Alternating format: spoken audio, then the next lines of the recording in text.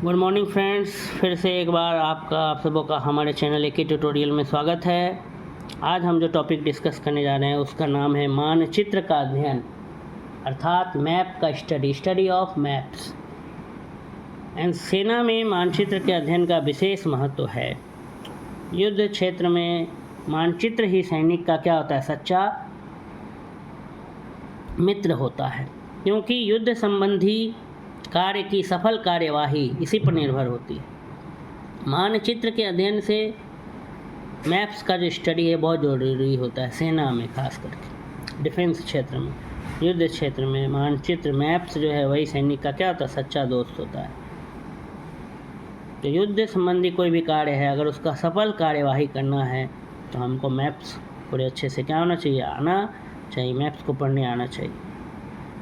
आइए मानचित्र के अध्ययन से क्या क्या ज्ञान हम प्राप्त कर सकते हैं उसको जानते हैं। पहला, भूमि पर अपनी तथा शत्रु की स्थिति। ज़मीन पर हम कहाँ हैं, शत्रु कहाँ है, कोऑर्डिनेट्स का पता चल पाता है। दूसरा, एक स्थान से दूसरे स्थान की दूरी तथा दिशा, ये पता चलता है मानचित्र से। तीसरा, धरातल पर पाई जाने वाली, आजकल हम लोग ऑनलाइन मानचित्र का गूगल मैप जिसको बोलते हैं वो इस्तेमाल कर लेते हैं कोई भी चीज़। तो गूगल मैप का क्या इम्पोर्टेंस है वो आप तो समझ ही सकते हैं आज के नए डिजिटल इंडिया में। तो उसी तरह से मानचित्र बहुत इम्पोर्टेंट है। दूसरा है, एक स्थान से दूसरे स्थान की दूरी तथा दिशा पता चलता है।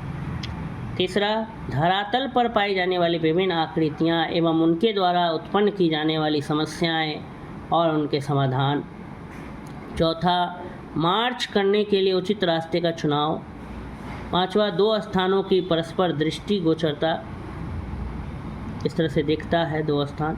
मानचित्र पृथ्वी के किसी निश्चित भूभाग का चौरस सतह पर, फ्लैट सरफेस पर सांकेतिक चिन्हों द्वारा बना हुआ चित्र होता है, जो किसी निर्धारित मापक पर भूभाग को उस रूप में प्रदर्शित करता है, स्केल पर बताता है, जिस रूप में वह किसी वायुयान चालक को ऊपर से दिखाई देता है। मानचित्र कई प्रकार की होती है। मैप्स तुम लोग देखे होंगे, आप सभी जो है इंडिया का मैप देखे होंगे, पॉलिटिकल मैप, फिजिकल मैप, अलग अलग प्रकार के मैप्स होते हैं।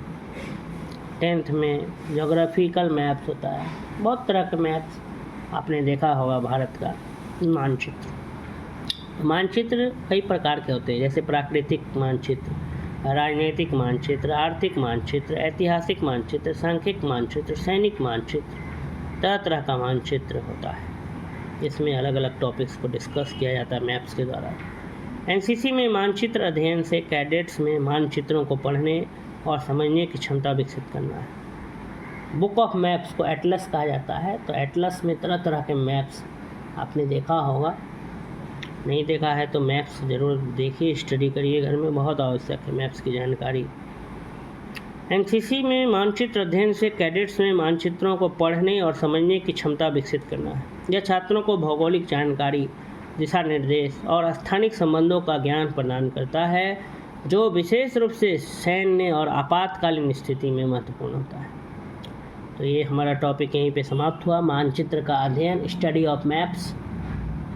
अगर ये वीडियो आपको पसंद आया तो इस वीडियो को लाइक करें, अधिक से अधिक शेयर करें और कमेंट करना ना भूलें। साथ ही साथ बेल आइकन को प्रेस कर दें, जिससे आने वाली वीडियोज़ का नोटिफिकेशन आपको मिलता रहे। धन्यवाद।